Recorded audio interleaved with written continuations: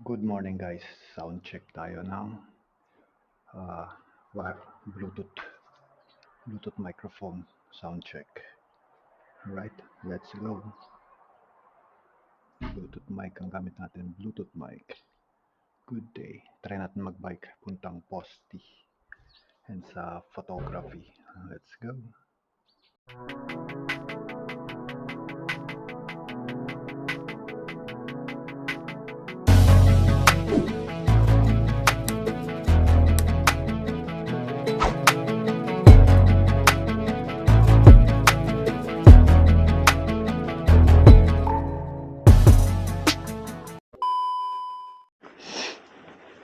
Good day guys.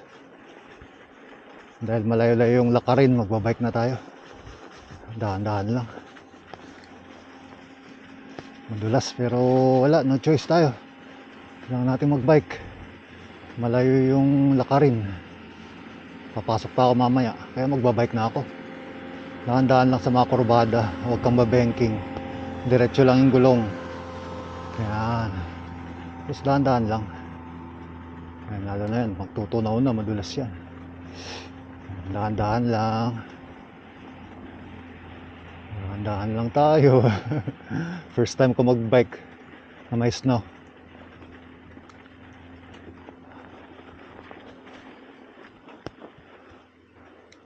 Kumpiyansa naman ako at naka mountain bike tires tayo. Although hindi tayo naka winter tires. Dahan-dahan lang. Importante makarating kaysa maglalakad.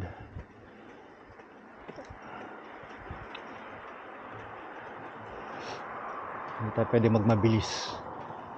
Naka number 2 lang ako. Pag dumulas tayo, huwag na natin uulitin. Pag nadulas tayo, huwag na natin uulitin. Tapos Sayras Loma. At kailangan ko magpa-picture.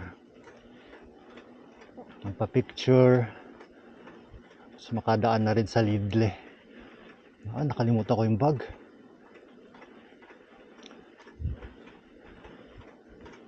Alright, time-lapse ko dito para hindi masyadong mahaba ang video.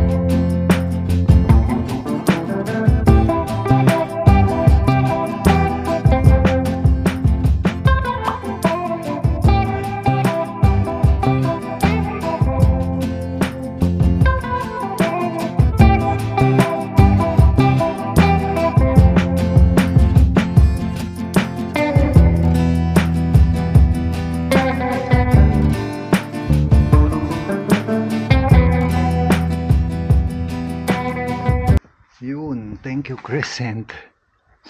Ayan, dinala niya tayo guys, Crescent. Sobrang tigas yata, bawasan ko to. Ayan, malamig.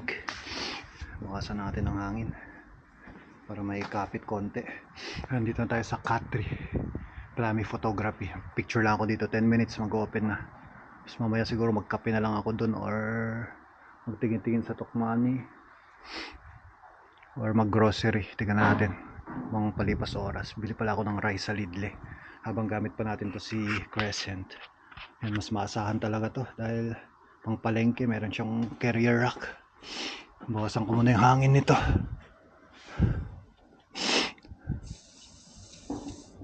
Yan, konti lang, konting bawas lang.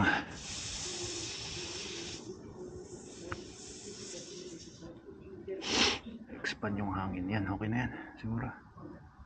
Tikas grabe. Siguro yan. Yan, may konting lambot para hindi masyadong matigas. Bawasan ko muna, mamaya kita kits.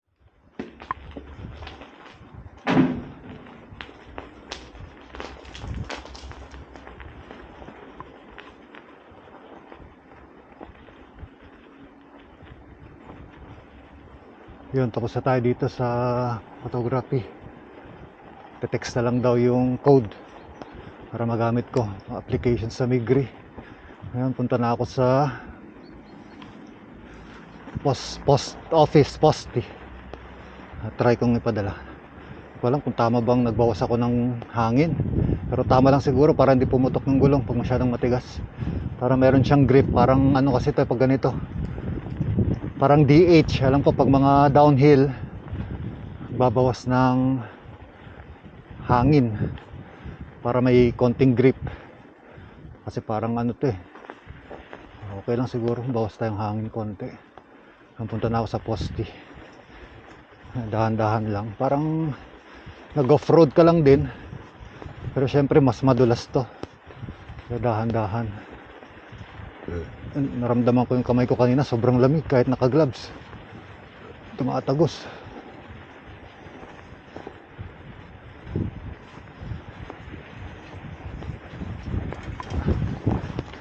Ayun.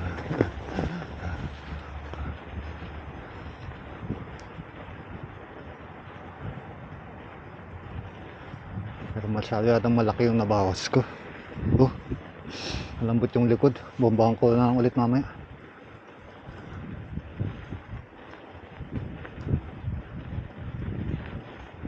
Ayun, tayo sa Posti. Malapit lang.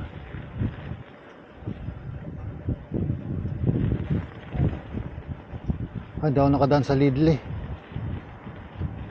Mamaya natapusin ko muna to kung magkano abutin.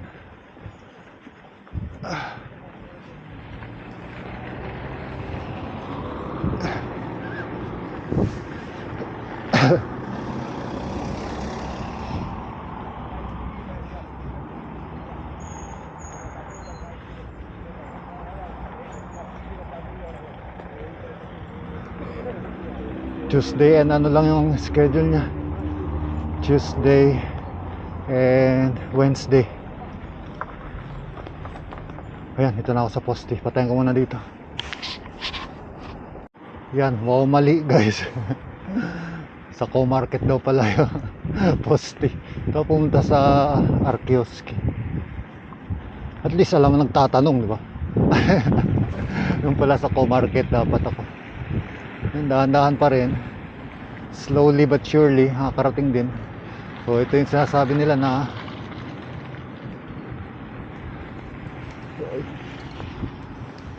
all year round ang biking. All year round guys. Basta dahan-dahan lang. Pag mga kurbada, bawal bumengking, diretsong gulong lang. Nagkarga na rin ako ng hangin sa likod para merong konting grip. Ramdaman ko kanina eh, ano, nasobrahan ko ng lambot nung nagbawas ako. Ngayon okay na. Yan, dito Co-Market.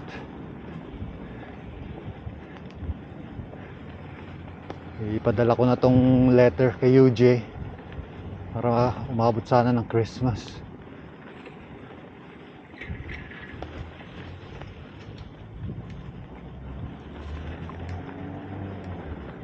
Ano tayo sa kabila.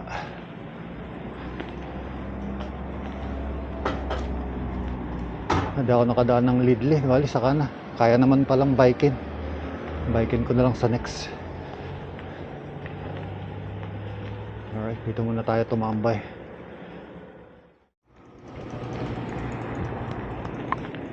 Yun, tapos na tayo dito sa Co-Market. Ang tagal ko dito. Halos 30 minutes ako dun. Kasi yung ano, hindi nila ano yung address sa Pilipinas, yung Puliwas. Shoutouts yan sa West Poly boys. Shoutouts.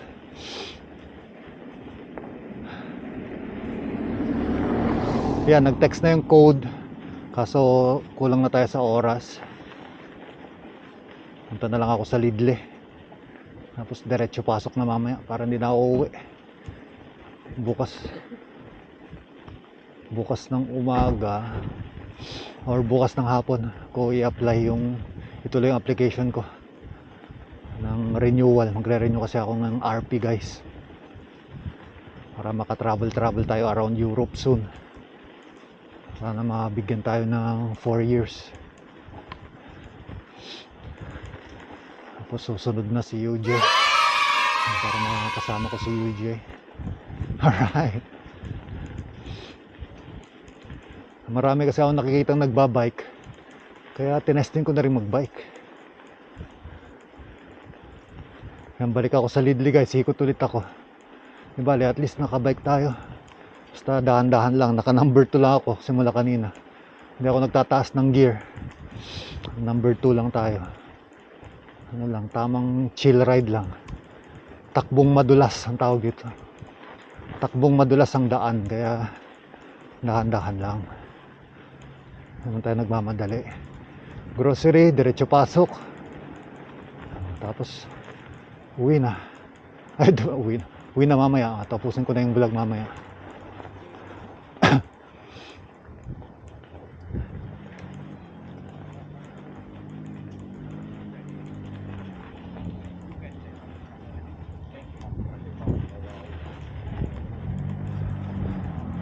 Yan, dahil minsan lang na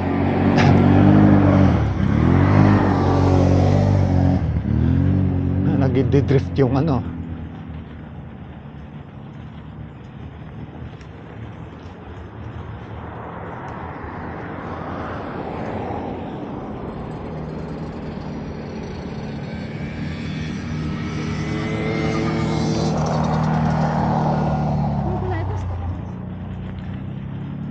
Ayan, dahil minsan lang naman natin magamit tong bike, daan na tayo sa Lidli. Bilhin na natin yung mga kailangan natin.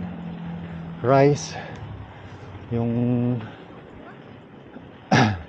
mga frozen bacon. Ayan. Alright. Yun. Daanan ko ulit yung dinaanan ko kanina. Balik ako. Dito ko na tapusin ng vlog. Tapos na yung ano natin mamaya. Papasok na rin ako. Tapos na yung ating kung tawag doon, errands.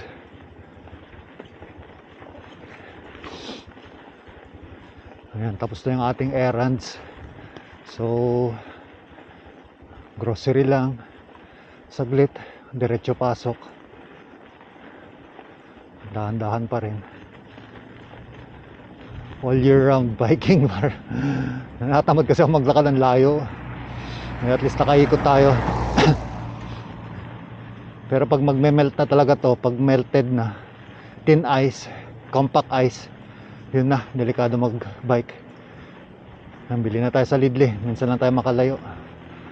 Tapos diretso pasok na mamaya. Alright guys, thanks for watching. Hanggang sa muli, hanggang sa susunod na pagkikita. Until next video, mag-iipon lang tayo ng uploads natin. Hindi ko pa na-edit karamihan. Yung part 5 pa lang ha-upload ko nung punta tayo sa Bruxelles. Alright, see you later. See you soon in the next vlog. Huva.